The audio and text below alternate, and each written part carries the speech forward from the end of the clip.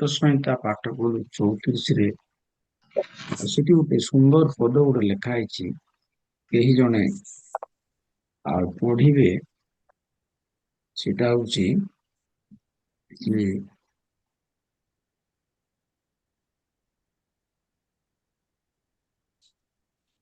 ଯୋଉମାନେ ତାହାଙ୍କର ଆଉ ମୁଖକୁ ଅନ୍ୱେଷଣ କରନ୍ତି ସେମାନଙ୍କର ମୁଖ ବିବର୍ଣ୍ଣ ହବ ନାହିଁ ବୋଲି ଗୋଟେ ପଦ ଆମେ ପଢିଲୁ। ଆଉ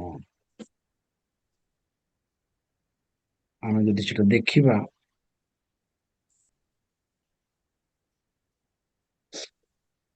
ଆଉ ସେଠି ଲେଖା ଯୋଉମାନେ ବି ସଦାପ୍ରଭୁଙ୍କର ଆଉ ଧନ୍ୟବାଦ କରନ୍ତି, ପ୍ରଶଂସା କରନ୍ତି, ତାଙ୍କୁ ଚାହିଁ କେହି ବି ବିବର୍ଣ୍ଣ ହେଇନାହାନ୍ତି ବୋଲି ସେ ଜାଗାରେ ଲେଖା ହେଇଛି। ତେଣୁକରି 5 ପଦ 34 5 ପଦରେ ଲେଖା ହେଇଛି। ଆଉ କେହି ଜଣେ ପଢନ୍ତୁ। ସେମାନେ ତାହାଙ୍କ ପ୍ରତି ଦୃଷ୍ଟିପାତ କରି ଦୀପ୍ତିମାନ ହେଲେ, ଆଉ ସେମାନଙ୍କ ମୁଖ କେବେ ହେ ବିବର୍ଣ୍ଣ ନହିବ। ସେମାନେ ବରଂ ସୁନ୍ଦର ହେଲେ, ସେମାନେ ଦୀପ୍ତିମାନ ହେଲେ, ସେମାନଙ୍କୁ ଆଲୁଅ ଆସିଲା, କିନ୍ତୁ ପ୍ରଭୁ ତାଙ୍କର ମୁହଁକୁ କେବେ ମଳି କରିନାହାନ୍ତି। ସକାଳେ ଯେଉଁମାନେ ଈଶ୍ୱରଙ୍କୁ ଅନ୍ୱେଷଣ କରନ୍ତି, ଡାକ ପକାନ୍ତି, ପ୍ରଭୁ ସେମାନଙ୍କର ମୁହଁକୁ ଦୀପ୍ତିମାନ କରିବେ, ଉଜ୍ଜଳ କରିବେ, ଆନନ୍ଦରେ ପରିପୂର୍ଣ୍ଣ କରିବେ। ମୁଁ ଆଶା କରେ ଆଜି ସକାଳେ ପ୍ରଭୁ ଆମେ ସମସ୍ତଙ୍କୁ ମୁଖକୁ ଦୀପ୍ତିମାନ କରନ୍ତୁ, ଆଲୋକ କରନ୍ତୁ, ତାଙ୍କ ଗୌରବ ପାଇଁ ବଞ୍ଚାନ୍ତୁ, ତାଙ୍କ ପାଇଁ ବ୍ୟବହାର କରନ୍ତୁ। ଭାଗ ନେଇଥିବା ସମସ୍ତଙ୍କୁ ଆଉ ଥରେ ମୁଁ ପ୍ରଭୁଙ୍କୁ ଧନ୍ୟବାଦ ଦିଏ। ଆଜି ଅଳ୍ପ ସମୟ ଆମମାନେ ଆଦି ପୁସ୍ତକରୁ ଚିନ୍ତା କରିବା। ଆଦି ପୁସ୍ତକ ତାର 1 ପଦରୁ 3 ପଦକୁ ଆମମାନେ ଚିନ୍ତା କରିବା। ପଢନ୍ତୁ ଆଦି ପୁସ୍ତକ 1 ରୁ 3 ପଦ। ଆଦ୍ୟରେ ପରମେଶ୍ୱର ସ୍ୱର୍ଗ ଓ ପୃଥିବୀର ସୃଷ୍ଟି କଲେ।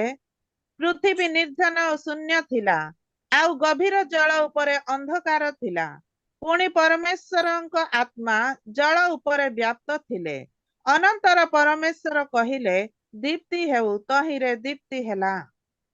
ଧନ୍ୟବାଦ ମା, ପ୍ରଭୁ ଆଶୀର୍ବାଦ କରନ୍ତୁ। ଆଦ୍ୟରେ ପରମେଶ୍ୱର ସ୍ୱର୍ଗ ଓ ପୃଥିବୀର ସୃଷ୍ଟି କଲେ। ଆଦ୍ୟ ବୋଇଲେ ଆରମ୍ଭ, ଆଦି ବୋଇଲେ ଆରମ୍ଭ। ହେଲେ ଆରମ୍ଭର ପୂର୍ବରୁ ଈଶ୍ୱର ଥିଲେ। ଆଦି ବୋଇଲେ ଆରମ୍ଭ, ଅନାଦି ବୋଇଲେ ଆଉ ଆରମ୍ଭର ପୂର୍ବରୁ। ଆଉ ଥରେ କହେ, ଆଦି ବୋଇଲେ ଆରମ୍ଭ, ଅନାଦି ବୋଇଲେ ଆରମ୍ଭର ପୂର୍ବରୁ। ପରମେଶ୍ୱର ଆଉ ଯାହାର ଆରମ୍ଭ ନାହିଁ, ସେ ଆଦି ତିଆରି କରିବା ପୂର୍ବରୁ, ସମସ୍ତ ବିଷୟ ତିଆରି କରିବା ପୂର୍ବରୁ ସେ ଅଛନ୍ତି। ଅନାଦି କାଳରୁ ସେ ଅଛନ୍ତି। ଆମେ ବେଳେ ବେଳେ ଭାବୁ ଆଦି ପୁସ୍ତକ ତାର 1 ଅଧ୍ୟାୟର 1-2 ପଦକୁ ଦେଲେ ସେଇଟା ଆରମ୍ଭ ବୋଲିକରି। ପରମେଶ୍ୱର ଆରମ୍ଭରୁ ରହି ଅଛନ୍ତି। ଆମେ ଯଦି ବିଶେଷ କରି ରୋମିଓ 16-25-26 କୁ ଯଦି ପଢିବା, ସେ ଜାଗାରେ ଲେଖା है ଗୋଟେ କାଳ କଥା ସେଠି ଲେଖାଯାଏ। ସେଠି ଅନାଦି କାଳ କଥା ଲେଖାଯାଏ। ପରନ୍ତୁ କେହି ଜଣେ ରୋମିଓ 16 ତାର 25 ଆଉ 26, ବିଶେଷ କରି 26 ପଦରେ ଲେଖାଯାଏ। 25-26 ପଢନ୍ତୁ।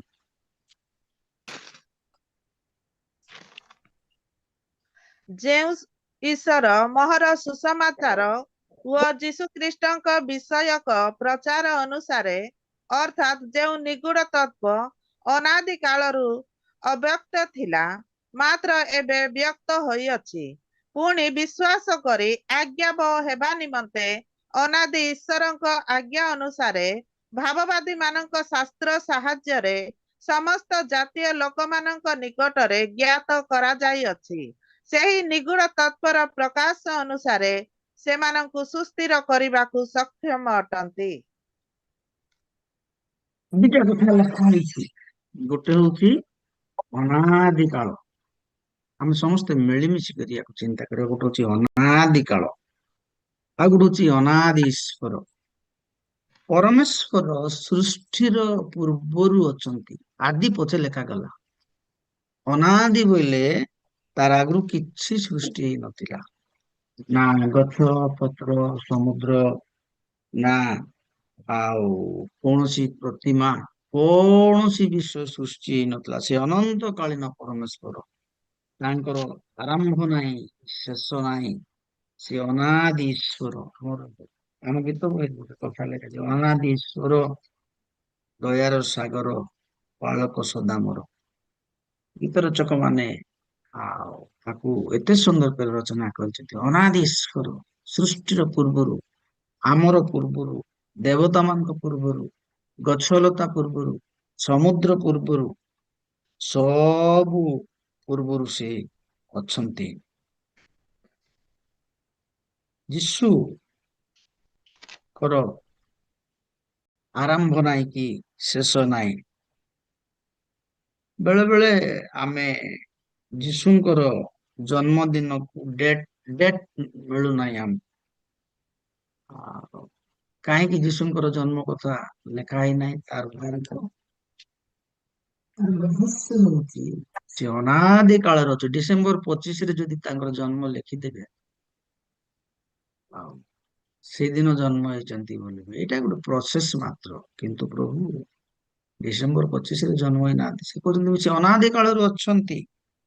ଈଶ୍ୱରଙ୍କର, ବର୍ତ୍ତମାନ ଆମେ ଚିନ୍ତା କରୁଛୁ ଅନାଦି କାଳ, ଈଶ୍ୱରଙ୍କର ଆଉ ସ୍ଥିତି ଉପସ୍ଥିତି ବହୁ ପୂର୍ବରୁ ଯୀଶୁ ଡିସେମ୍ବର 25ରେ ଜନ୍ମ ଗ୍ରହଣ କରିନାହାନ୍ତି। କାଲିକି ଡିସେମ୍ବର 1 ତାରିଖ, ଆମେ ଯୀଶୁଙ୍କର ଜନ୍ମ 25 ତାରିଖ ଥିଲେ ଆନନ୍ଦରେ ପ୍ରବେଶ କରିବା।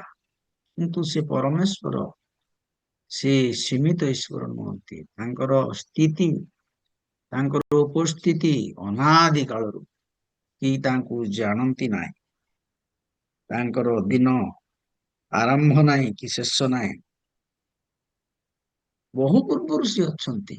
କାହାଣୀ ନାହିଁ ସେଟା, କି ଗୋଟେ ଗଳ୍ପ ନାହିଁ ସେଟା, କି ମିଥ୍ ନାହିଁ ସେଟା। ସେ ହଉଛନ୍ତି ସତ୍ୟ ଈଶ୍ୱର। ତେବେ ସୃଷ୍ଟିର ପୂର୍ବରୁ, ଆଦି 1 ଅଧ୍ୟାୟର 1 ପଦ ପୂର୍ବରୁ ପରମେଶ୍ୱର ଅଛନ୍ତି। କୌଣସି ବିଷୟ ସୃଷ୍ଟି ହେଇନଥିଲା। ଆଉ ପ୍ରଭୁ ଆମମାନଙ୍କୁ ସେଥିପାଇଁ ସେ ବାଛିଲେ, ଅନାଦି ଈଶ୍ୱର ଆମମାନଙ୍କୁ ବାଛିଲେ ଯୀଶୁ ଖ୍ରୀଷ୍ଟଙ୍କ ସାଙ୍ଗେ ସଂଯୋଗ ହେବା ପାଇଁ। କେହି ଜଣେ ଏଫିସିଓ ତାର 1 ଅଧ୍ୟାୟର 5 ପଦକୁ ପଢନ୍ତୁ।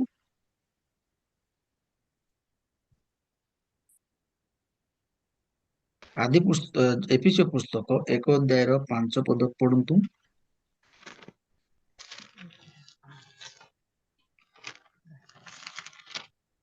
ପୁଣି ସେ ଆମ୍ଭମାନଙ୍କୁ ଯୀଶୁଖ୍ରୀଷ୍ଟଙ୍କ ଦ୍ୱାରା ଆପଣା ନିମନ୍ତେ ପୁତ୍ର କରିବାକୁ ଆପଣା ସ୍ୱଚ୍ଛନ୍ଦ ଇଚ୍ଛା ଅନୁସାରେ ଆମ୍ଭମାନଙ୍କୁ ପ୍ରେମରେ ପୂର୍ବରୁ ନିରୂପଣ କଲେ।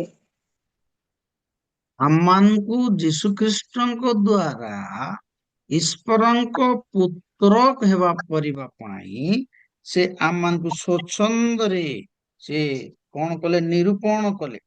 ଆମମାନେ ସମସ୍ତେ ନିରୂପିତ ବ୍ୟକ୍ତି ମାନେ। ପରମେଶ୍ୱର ବାଛିଲେ, ଆମେ କୌଣସି ପ୍ରକାର ଆମକୁ ଯୋଗ୍ୟ ନଥିଲା। ତାଙ୍କ ସନ୍ତାନ ହେବା ପାଇଁ ଆମମାନଙ୍କୁ ବାଛିଲେ। କେମିତି କରି ବାଛିଲେ? ସ୍ୱଚ୍ଛନ୍ଦରେ ବାଛିଲେ, ନିଜ ଇଚ୍ଛାରେ ବାଛିଲେ, ଯୀଶୁ ଖ୍ରୀଷ୍ଟଙ୍କ ଦ୍ୱାରା। ତେବେ ସେ ବାଛିଲେ, କେବେ ବାଛିଲେ? ସେ ବହୁ ପୂର୍ବରୁ ବାଛିଲେ। ଯଦି 4 ପଦ ଆମେ ପଢିବା, ସେଇ 1 ଅଧ୍ୟାୟରେ 4 ପଦ ଲେଖାଯାଏ, ପଢନ୍ତୁ ମା ସେଟା। ଅର୍ଥାତ୍ ଆମ୍ଭେମାନେ ଯେପରି ତାହାଙ୍କ ସାକ୍ଷାତରେ ପବିତ୍ର ଓ ଅନିନ୍ଦନୀୟ ହେଉ, ଏଥିପାଇଁ ସେ ଜଗତର ପତନ ପୂର୍ବେ ତାହାଙ୍କ ଠାରେ ଆମ୍ଭମାନଙ୍କୁ ମନୋନୀତ କଲେ। 5 ପଦରେ ଆମେ ଦେଖୁଛୁ ସେ ଆମମାନଙ୍କୁ ପୂର୍ବରୁ ନିରୂପଣ କଲେ। ପୂର୍ବରୁ ବୋଇଲେ 4 ପଦରେ ଆମେ ଦେଖିଲୁ ଜଗତ ତିଆରି ହେବା ଆଗରୁ ସେ ଆମମାନଙ୍କୁ ମନୋନୀତ କରିଛନ୍ତି, ଆମମାନଙ୍କୁ ବାଛିଛନ୍ତି। ଆଉ ହେଲେ ପରମେଶ୍ୱରଙ୍କର ସୃଷ୍ଟି, ପରମେଶ୍ୱରଙ୍କ ସ୍ଥିତି ଆମେ ଯେତେବେଳେ ଦେଖୁଛୁ, ସେ ସୃଷ୍ଟିର ପୂର୍ବରୁ ସେ ଅଛନ୍ତି। ଆଦି 1 ଅଧ୍ୟାୟର 1 ପଦକୁ ପଢିଲେ ଲେଖାଯାଏ, ତାହା ଆମମାନଙ୍କୁ ସୃଷ୍ଟି କଲେ। କିନ୍ତୁ ପ୍ରଥମ ସୃଷ୍ଟି ନୁହେଁ ସେଟା। ପରମେଶ୍ୱର ଅନାଦି କାଳରୁ ଅଛନ୍ତି। ବାଇବେଲ ପ୍ରମାଣ କରୁଛି, ମୁଁ କହୁନାହିଁ। ଆଉ ସେ ଆମମାନଙ୍କୁ କେବେ ମନୋନୀତ କଲେ? ସେ ଆମମାନଙ୍କୁ ମନୋନୀତ କଲେ ଯେ ଜଗତର ପତନ ପୂର୍ବରୁ, ଆମେ ଜନ୍ମ ହେବା ଆଗରୁ, ମାର ପେଟରେ ଗଡି ହେବା ଆଗରୁ ବାଛିଛନ୍ତି। 30 ତାରିଖ ଦିନ ସକାଳେ ଏତିକି ଲୋକ ଉପାସନା କରିବେ, ଏତିକି ଲୋକ ଆରାଧନା କରିବେ, ଏତିକି ଲୋକ ମୋର ଗୌରବ କରିବେ। ସେଥିପାଇଁ ସେ ଆମେ ସମସ୍ତଙ୍କୁ ବାଛିଛନ୍ତି। ତାଙ୍କର ଯୋଜନା ଅତ୍ୟନ୍ତ ଶୋଭନୀୟ ଅଟେ। ସେ ଜାଣିଛନ୍ତି କାହାକୁ କେତେବେଳେ ବ୍ୟବହାର କରିବେ, ସେ ଜାଣିଛନ୍ତି କାହାକୁ କେତେବେଳେ କରିବେ, କଣ କାର୍ଯ୍ୟ ଦେବେ। ସେ ଜାଣିଛନ୍ତି ଆଜି ସକାଳେ କିଏ କିଏ ବସିବେ, ସେ ଜାଣିଛନ୍ତି ଆଜି କିଏ କିଏ କଣ କାମ କରିବେ। ସେ ପୁରା ଈଶ୍ୱର। ତେବେ ପରମେଶ୍ୱର ସୃଷ୍ଟିର ପୂର୍ବରୁ ଅଛନ୍ତି। ପ୍ରିୟ ପ୍ରଭୁଙ୍କ ଲୋକମାନେ, ଆମେ ଜାଣୁ ସେ ତାଙ୍କର ଯୋଜନା ସବୁ ଆମମାନଙ୍କ ଜୀବନରେ ଅଛି। ହେଲେ ଆମେ କାହିଁକି ମନୋନୀତ ହେଇଛୁ? କେବେ ମନୋନୀତ ହେଇଛୁ? ଆମେ ସୃଷ୍ଟିର ପୂର୍ବରୁ ସେ ଆମମାନଙ୍କୁ ନିରୂପଣ କଲେ ଏବଂ ସେ ଆମମାନଙ୍କୁ ଜଗତର ପତନାବଧି ପୂର୍ବେ ସେ ଆମମାନଙ୍କୁ ମନୋନୀତ କଲେ।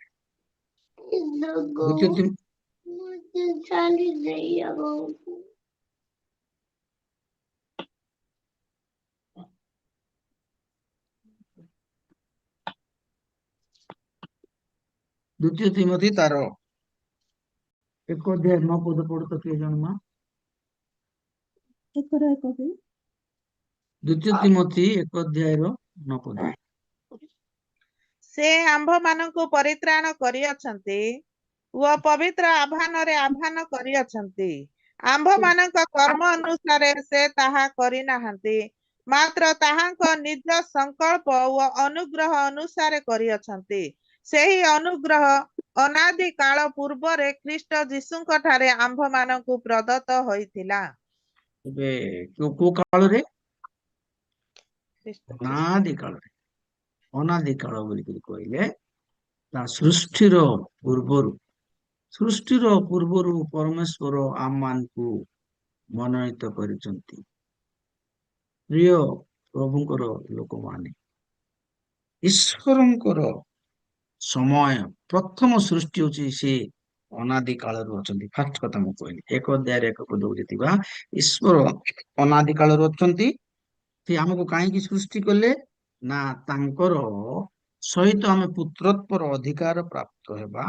ଏବଂ 1 ଅଧ୍ୟାୟ ଏଫେସୀୟ ତାର 4-5 ପଦରେ ଆମେ ଦେଖୁଛୁ ଯେ ଆମମାନେ ପବିତ୍ର ଆଉ ଅନିନ୍ଦନୀୟ ହଉ, ସେଥିପାଇଁ ସେ ଆମମାନଙ୍କୁ ମନୋନୀତ କଲେ। ସେ ପବିତ୍ର ଈଶ୍ୱର ଆମମାନଙ୍କୁ ଅନୁଗ୍ରହ କଲେ। ପ୍ରଥମ କଥା ହଉଛି ଈଶ୍ୱର ଅଛନ୍ତି ଅନାଦି କାଳର ଅନନ୍ତ କାଳ। ଯୋଉ ଆଦି ପୁସ୍ତକ ସେ ଆମେ ଦେଖୁଛୁ ତାର ସମସ୍ତ ବିଷୟ ସେ ଜାଗାରେ ଲେଖାଯାଏ ନାହିଁ। ଏ ହଉଛି ଅନାଦି କାଳ। ଅନାଦି କାଳକୁ ଆସିଲା ପରେ ବର୍ତ୍ତମାନ ଆମେ ଆସିବା ଯେ ଆମେ ଦେଖିବା ତାପରେ ସୃଷ୍ଟି, ପ୍ରଥମ ସୃଷ୍ଟି ଆଦି 1 ଅଧ୍ୟାୟରେ 1 ପଦରେ ଲେଖାଯାଇଛି। ଆଉ ପରମେଶ୍ୱର ଆଦିରେ ସ୍ୱର୍ଗ ଆଉ ପୃଥିବୀର ସୃଷ୍ଟି କଲେ। ତା ପୂର୍ବରୁ ସ୍ୱର୍ଗ ନଥିଲା, ତା ପୂର୍ବରୁ ଆଉ ଗଛ ନଥିଲା, ତା ପୂର୍ବରୁ କୌଣସି ବିଷୟ ନଥିଲା, କିନ୍ତୁ ପରେ ସେ ସ୍ୱର୍ଗକୁ ସୃଷ୍ଟି କଲେ। ଗୀତ ସଂହିତା 115-16 ପଦରେ ଲେଖାଯାଏ। ପଢନ୍ତୁ ଗୀତ ସଂହିତା 115-16 ପଦରେ। ସ୍ୱର୍ଗ ସଦାପ୍ରଭୁଙ୍କର ସ୍ୱର୍ଗ, ମାତ୍ର ସେ ମନୁଷ୍ୟ ସନ୍ତାନ ଗଣକୁ ପୃଥିବୀ ଦେଇଅଛନ୍ତି। ସ୍ୱର୍ଗ ହଉଛି ସଦାପ୍ରଭୁଙ୍କର ସ୍ୱର୍ଗ। ମନୁଷ୍ୟ ମାନଙ୍କୁ ପୃଥିବୀକୁ ସେ ସ୍ୱର୍ଗ ଦେଇଅଛନ୍ତି। ଆଉ ସେ ସ୍ୱର୍ଗ କେତେ ବଳର ସ୍ୱର୍ଗ? ଯେଶାୟା 57:15 ଲେଖା ହେଇଛି, ପଢନ୍ତୁ।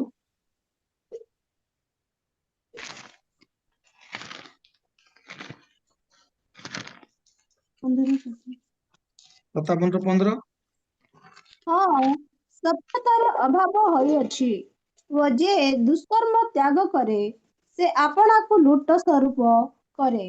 ପୁଣି ସଦାପ୍ରଭୁ ଏହା ଦେଖିଲେ ଆଉ ନ୍ୟାୟ ବିଚାର ନ ଥିବାରୁ ଅସନ୍ତୁଷ୍ଟ ହେଲେ। ଯେଶାୟା 57:15 ପଢୁନ। କାରଣ ଯେ ଅନନ୍ତ କାଳ ନିବାସୀ, ଯାହାଙ୍କର ନାମ ଧର୍ମମୟ, ସେହି ଉଚ୍ଚ ଓ ଉନ୍ନତ ପୁରୁଷ ଏହି କଥା କହନ୍ତି, ଆମ୍ଭେ ଊର୍ଦ୍ଧ୍ୱ ଓ ପବିତ୍ର ସ୍ଥାନରେ ବାସ କରୁ, ମଧ୍ୟ ନମ୍ର ଲୋକମାନଙ୍କର ଆତ୍ମାକୁ ସଜୀବ ଓ ଚୂର୍ଣ୍ଣମନା ଲୋକମାନଙ୍କର ଅନ୍ତଃକରଣକୁ ସଜୀବ କରିବା ପାଇଁ ଆମ୍ଭେ ଚୂର୍ଣ୍ଣ ଓ ନମ୍ର ମନା ଲୋକର ସଙ୍ଗରେ ହିଁ ବାସ କରୁ। ତେବେ ଈଶ୍ୱର ହଉଛନ୍ତି ଅନନ୍ତ କାଳ ନିବାସୀ। ଏଠି ଲେଖା ହେଇଛି ଅନନ୍ତ କାଳ ନିବାସୀ। ସେ ଆଜିର ଲୋକ ନୁହନ୍ତି।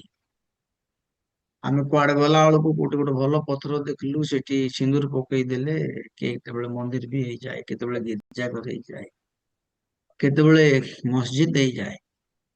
ମନୁଷ୍ୟ ଈଶ୍ୱରକୁ ସୃଷ୍ଟି କରିନାହିଁ। ସେ ଅନନ୍ତ କାଳ ନିବାସୀ ବୋଲିକି ଯିଶାୟା ପୁସ୍ତକରେ ଲେଖା ହେଇଛି। ତାହାଙ୍କର ଆରମ୍ଭ ନାହିଁ କି ତାହାଙ୍କର ଶେଷ ନାହିଁ। ସେ ସବୁ ଦେଖିପାରନ୍ତି, ସେ ସବୁ ଜାଣିପାରନ୍ତି। ସେ ଅନାଦି କାଳରେ ଅଛନ୍ତି। ତାଙ୍କର ସ୍ଥାନ ବହୁ ଊର୍ଧ୍ୱରେ, ସ୍ୱର୍ଗରେ। ସେ ଊର୍ଧ୍ୱ ସ୍ଥାନରେ ସେ ବାସ କରନ୍ତି। ବିଭିନ୍ନ ସ୍ୱର୍ଗ କଥା ବାଇବେଲରେ ଲେଖା ହେଇଛି। ଆମେ କେତେବେଳେ ପ୍ରଭୁ ଦୟା କଲେ ଚିନ୍ତା କରିବା।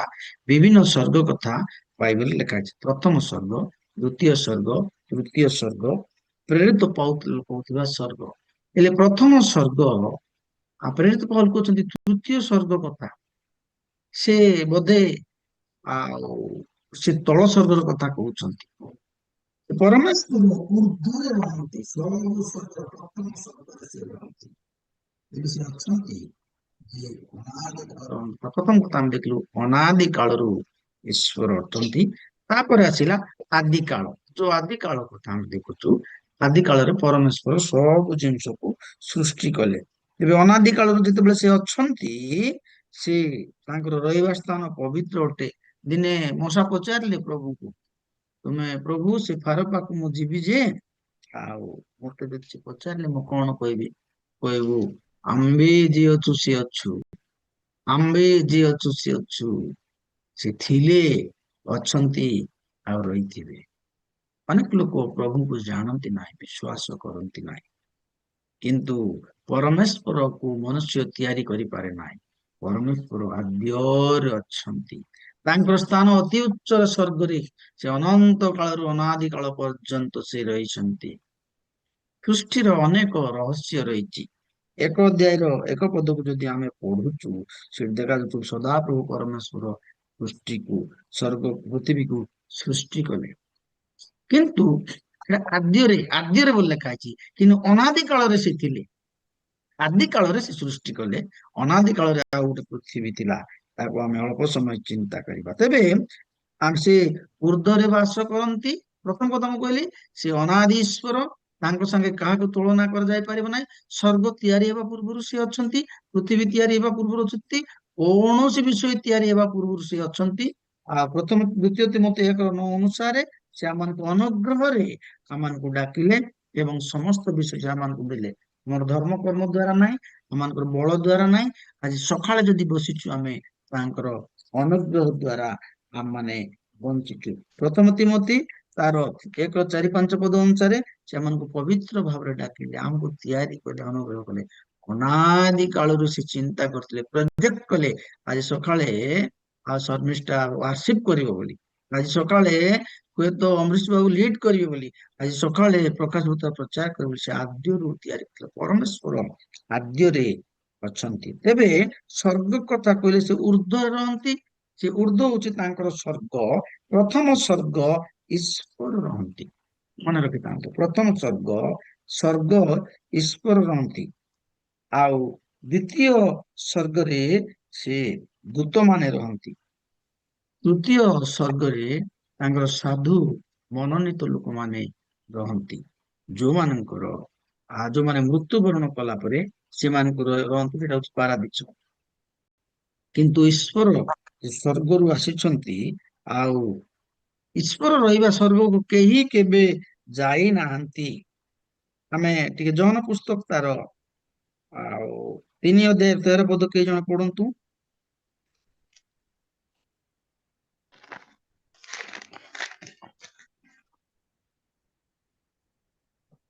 ଆଉ ଯେଉଁ ମନୁଷ୍ୟ ପୁତ୍ର ସ୍ୱର୍ଗରୁ ଅବତରଣ କଲେ, ତାହାଙ୍କ ବିନା ଆଉ କେହି ସ୍ୱର୍ଗାରୋହଣ କରିନାହିଁ।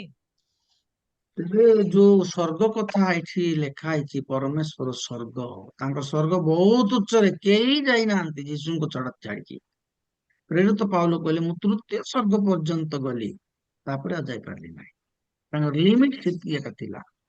କିନ୍ତୁ ପରମେଶ୍ୱର ଅନାଦି କାଳର ଅନନ୍ତ କାଳ ପର୍ଯ୍ୟନ୍ତ ରହିଛନ୍ତି।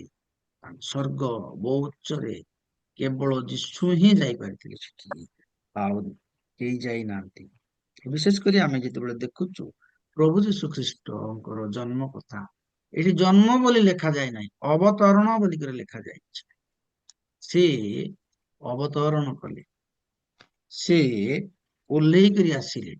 ସେଥିପାଇଁ ବାଇବେଲରେ ବେଳେ ବେଳେ ଦ୍ୱନ୍ଦ୍ୱ ରହିଛି। ବାଇବେଲରେ ବେଳେ ବେଳେ ଅନେକ ଲୋକ ବାଇବେଲକୁ ବୁଝିପାରନ୍ତି ନାହିଁ। ପ୍ରଭୁ ଯୀଶୁ ଖ୍ରୀଷ୍ଟ ଜନ୍ମ ହେଲେ ବୋଲି ଆମେ କହୁ, କିନ୍ତୁ ଆଉ ଆମେ ଯେତେବେଳେ ଯୀଶୁଙ୍କର ଜନ୍ମ କଥା ଦେଖୁ, ସେତେବେଳେ ସେ ପୃଥିବୀକୁ ଓହ୍ଲେଇ ଆସିଲେ, ଅବତରଣ କରିଲେ। ଅନାଦି ଅନନ୍ତ ଈଶ୍ୱର ସେ। କିଏ କି କହନ୍ତି ଯୀଶୁଙ୍କୁ ମରିୟମଙ୍କ ଗର୍ଭରେ ରଖାଗଲା। ସେ ଜନ୍ମ ହିଁ ନାହାନ୍ତି, ସେ ସ୍ୱର୍ଗର ପରମେଶ୍ୱର ଅଟନ୍ତି। ସେ ସ୍ୱର୍ଗରୁ ଆସିଥିଲେ। ତେବେ ପ୍ରଥମ ସ୍ୱର୍ଗ ହଉଛି ଆମମାନେ ଦେଖୁଛୁ ଈଶ୍ୱରଙ୍କର ବାସସ୍ଥାନ। ଦ୍ୱିତୀୟ ସ୍ୱର୍ଗ ହଉଛି ଦୂତର ମାନେ ରହିବା ସ୍ଥାନ। ତୃତୀୟ ସ୍ୱର୍ଗ ହଉଛି ସାଧୁ ମାନଙ୍କର ଆତ୍ମା ଯୋଉ ଜାଗାରେ ଅଛନ୍ତି, ସେଇ ପ୍ରକାର ସ୍ୱର୍ଗ ଥିବ। ଆମମାନଙ୍କର ପରମେଶ୍ୱର ସ୍ୱର୍ଗ ନିବାସୀ। ଯୋଉମାନେ ତାଙ୍କଠାରେ ବିଶ୍ୱାସ କରନ୍ତି, ସେମାନଙ୍କ ପାଇଁ ସେ ସମସ୍ତ ସ୍ୱର୍ଗର ଅଧିକାର ଆଶୀର୍ବାଦରେ ପୂର୍ଣ୍ଣ କରିବେ। ବର୍ତ୍ତମାନ ଦୁଇ ପଦକୁ ଆସୁ। ପ୍ରଥମ କଥା ଦେଖିଲୁ, କି କାଳ ଦେଖିଲୁ ଆମେ? ଅନାଦି କାଳ, ଯୋଉ ସମୟରେ କେହି ନଥିଲେ, କେବଳ ଈଶ୍ୱର ଥିଲେ। ସ୍ୱର୍ଗ ନଥିଲା, ପୃଥିବୀ ନଥିଲା, କୌଣସି ବିଷୟ ନଥିଲା। ବର୍ତ୍ତମାନ ଆମେ ଦେଖିବା ଯେ ଦ୍ୱିତୀୟ ପଦ ପଢନ୍ତୁ। ପୃଥିବୀ ନିର୍ଜନ ଓ ଶୂନ୍ୟ ଥିଲା, ଆଉ ଗଭୀର ଜଳ ଉପରେ ଅନ୍ଧକାର ଥିଲା। ପୁଣି ପରମେଶ୍ୱରଙ୍କ ଆତ୍ମା ଜଳ ଉପରେ ବ୍ୟାପ୍ତ ଥିଲେ। ପୃଥିବୀ ନିର୍ଜନ ଶୂନ୍ୟ ଥିଲା, କିଛି ବି ନଥିଲା। ଏକ ପଦକୁ ଯଦି ଆମେ ଦେଖୁଛୁ, ଆଦ୍ୟରେ ପରମେଶ୍ୱର ଆକାଶ ମଣ୍ଡଳ ପୃଥିବୀକୁ ସୃଷ୍ଟି କଲେ। ଆମର ପୁରୁଣା ବାଇବେଲ କଥା କହୁଛି, ସ୍ୱର୍ଗ ପୃଥିବୀକୁ ସୃଷ୍ଟି କଲେ।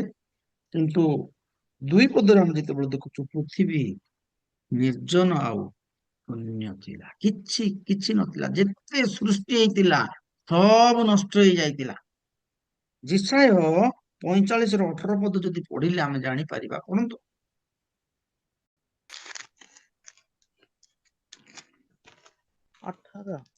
45:18।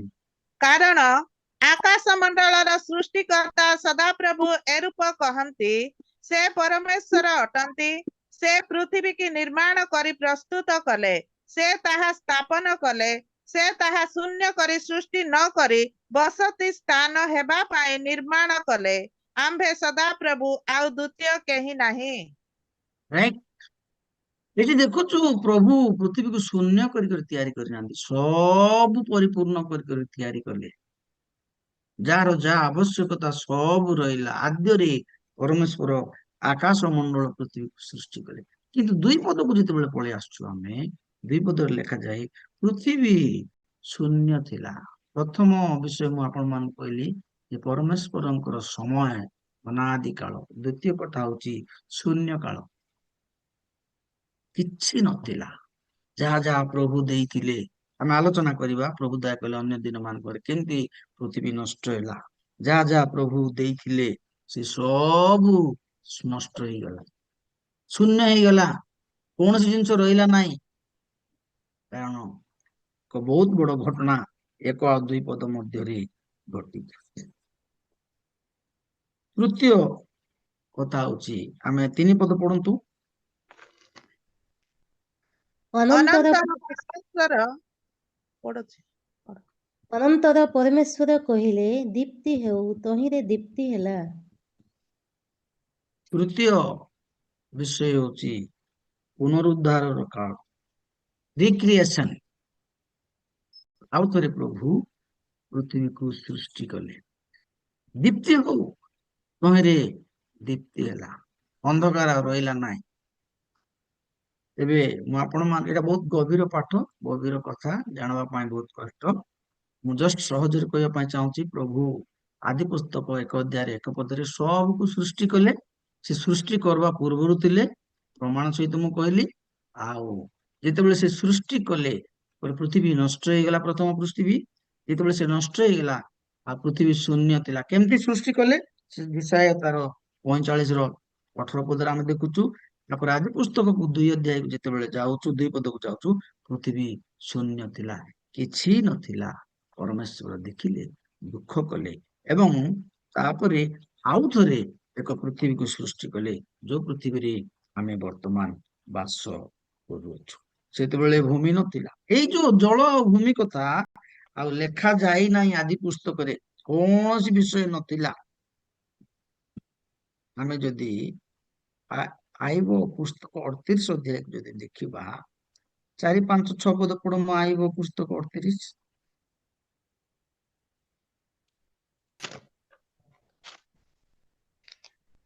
ଯେତେବେଳେ ଆମ୍ଭେ ପୃଥିବୀର ଭିତ୍ତିମୂଳ ସ୍ଥାପନ କଲୁ, ସେତେବେଳେ ତୁମ୍ଭେ କେଉଁଠାରେ ଥିଲ?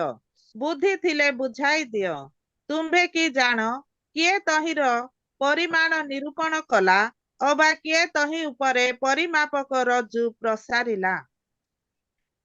କହୁଛନ୍ତି ଆଇବକୁ, ଏ ଆଇବ, ଏତେ କଥା ତମେ କହୁଛ ଯେ ତୁମକୁ ବୁଝେଇ ଦିଅ ମତେ, ମୁଁ ପୃଥିବୀ ତିଆରି କଲା ବେଳେ ତମେ କୋଉଠି ଥିଲ?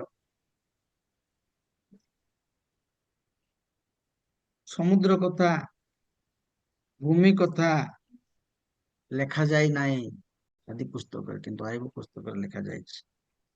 ଆଇବ ପୁସ୍ତକରେ ପ୍ରାୟ 77 ଥର ପରମେଶ୍ୱରଙ୍କ ସାଙ୍ଗେ ପ୍ରଶ୍ନର ଉତ୍ତର, ଆପଣ ଯଦି ଭଲସେ ପଢିବେ ଆଇବ ପୁସ୍ତକକୁ ଯଦି ଦେଖିବେ, ଆଇବ ସାଙ୍ଗେ ଈଶ୍ୱରଙ୍କ ଯୋଉ କଥାବାର୍ତ୍ତା, ସେ ଜାଗାରେ ପ୍ରାୟ 77 ଥର ପ୍ରଶ୍ନ ଉତ୍ତର ହେଇଛି ଈଶ୍ୱରଙ୍କ ସାଙ୍ଗେ ତାଙ୍କର।